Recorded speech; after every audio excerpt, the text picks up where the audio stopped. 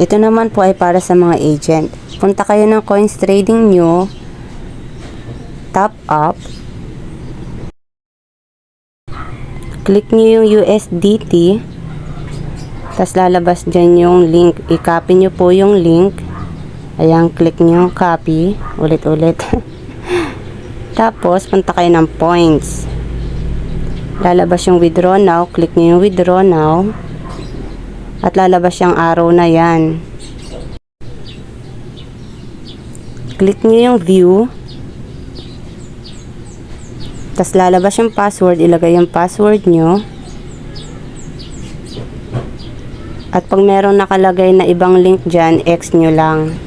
Tapos, mawawala na yon, i-paste nyo yung kinapin yung link kanina.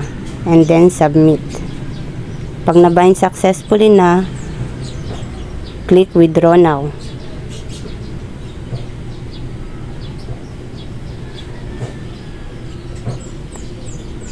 Tapos, lalabas dyan kung ilan yung i-withdraw nyo.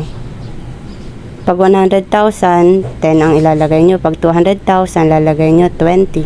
Ganon. Depende kung ilan ang i-withdraw nyo. And then, submit. At lalabas yung withdrawal amount, confirm.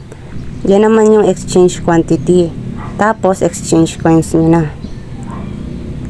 Ilagay nyo yung password nyo. And then, ayun guys, nawala na yung inyong points. Napunta na sa coins. Babalik na kayo sa inyong coins trading para doon nyo makikita yung coins na kapalit ng points nyo. At yan na nga guys, yan na yung inyong coins. O diba, yung 100 nyo ay naging 97. Thank you for watching. Babush!